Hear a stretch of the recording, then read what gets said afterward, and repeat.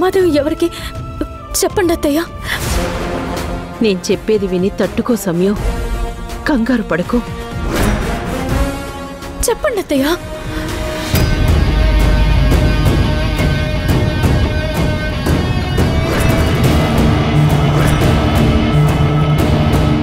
తండ్రిని కోల్పోయి సంవత్సరం కూడా తిరగకుండానే తల్లిని కోల్పోయే పరిస్థితి వస్తుందని కలలో కూడా అనుకోలేదమ్మా.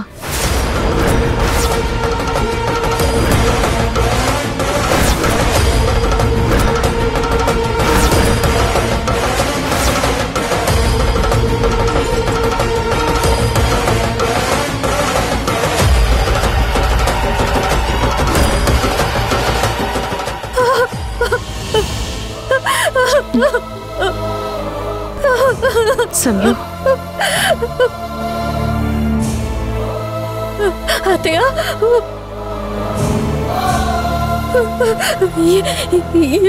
ఏమంటున్నారు అత్తయ్య? అమ్మకి ప్రమాదం ఏంటత్తయ్య? అమ్మ సమయం, కంగారు పడకు. తల్లికి ప్రమాదం ఉంది అన్నారు కానీ అది నిజమో కాదో తెలీదు. అమ్మకి ప్రమాదమా? మన ఊరి శక్తి అమ్మని కబలించబోతుందా? ఏం మాట్లాడుతున్నారు అత్తయ్య? నాకేం అర్థం కావట్లేదు. అవునమ్మా, ఇది నిజం. ఆ శక్తికి మన ఆనవాళ్లు తెలిసాయి. అందుకే నేరుగా మన వైపు దూసుకొనొస్తుందని సిద్ధాంతి గారు చెప్పారు.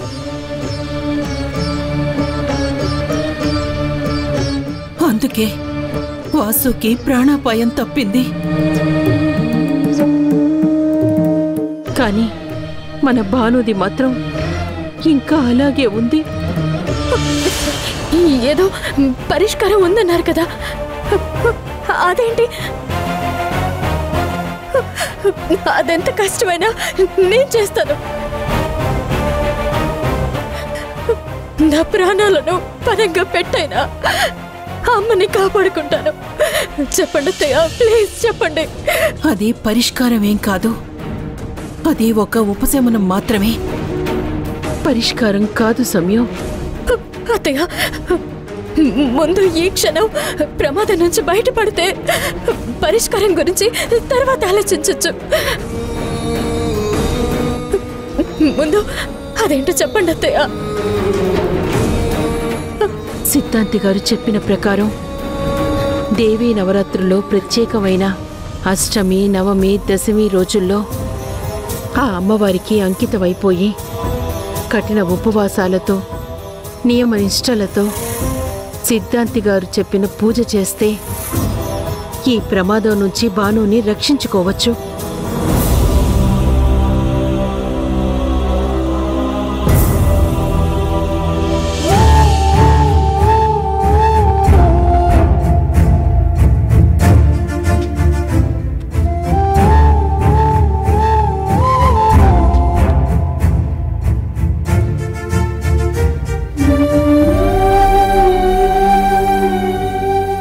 ఏంటి చలాకీగా చెంగు చెంగుమంటూ వెళ్ళిపోయావు కదా? ఏంటి ఇలా కూర్చున్నావు? మీ అక్కకి అత్తకి టీ ఇచ్చావా లేదా? హే, ఎందుకు ఏడుస్తున్నావు? ఏమైంది? నిన్నెవరైనా ఏమన్నా అన్నారా?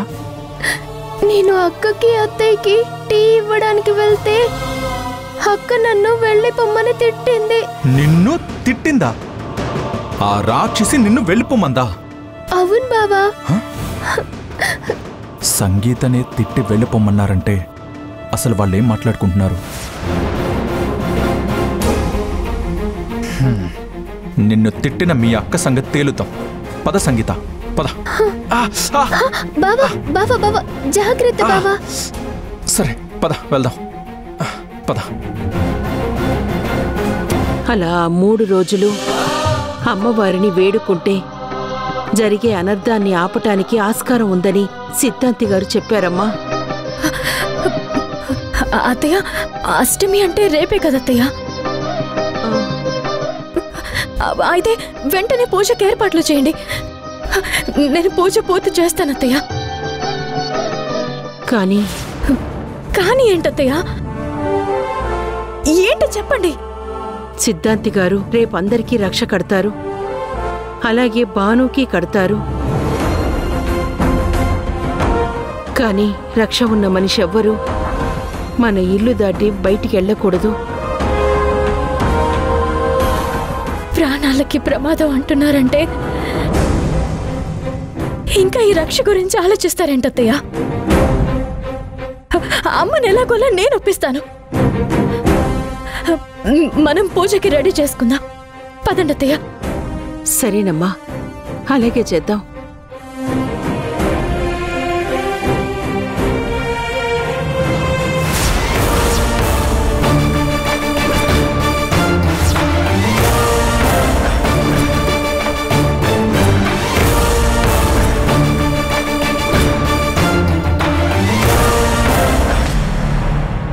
అసలు మీ గురించి మీరేమనుకుంటున్నారు?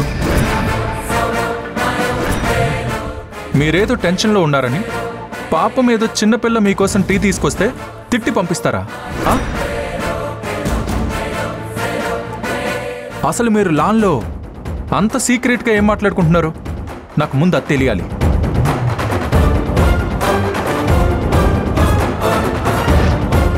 నీకు నిజం తెలిసినా పర్వాలేదు, కానీ చిన్నపిల్ల సంగీత ఈ విషయాన్ని వింటే తట్టుకోలేదు. అడుగుతుంటే సమాధానం చెప్పకుండా అలా చూస్తారేంటి? విషయం ఏంటో చెప్పండి. ఇప్పుడు కానీ నేను డల్గా ఉంటే ఈ జర్నలిస్ట్ కొబ్బరి బొండం మొత్తం పసిగట్టి అంతా రచ్చ రచ్చ చేస్తాడు. ఎలాగైనా డైవర్ట్ చేయాలి. మేం లాన్లో ఎందుకున్నామో ఏం మాట్లాడుకున్నామో తర్వాత. ముందు నీకు బాలేదు కదా? డాక్టర్ అసలు నిన్ను నడవద్దు, రెస్ట్ తీసుకోమని చెప్పారు కదా? నువ్వెందుకు నడుస్తున్నావు? ముందు అది చెప్పు. ఎంతసేపు అని ఇంట్లో కూర్చోవాలి? అందుకే నేను వాకింగ్ చేసుకుంటున్నా.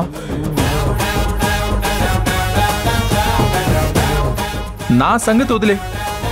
సంగీత ఇందాక నుంచి ఏడుస్తూ ఉంది. విషయం తెలిసి మిమ్మల్ని నిలదీద్దామని వచ్చాను. అయినా నేను అడిగిన దానికి ఆన్సర్ చేయకుండా నన్ను క్వశ్చన్ చేస్తున్నారే ఏంటి? అవును మరి, ఈయన గారు పెద్ద జడ్జి గారు తప్పొప్పులు నిర్ణయించడానికి వచ్చారు. ఆయన దెబ్బ తగిలిన కాలితో మూరను కూర్చోక నీకెందుకు ఎంక్వైరీలు? హలో, మాటలు మర్యాదగా రాని.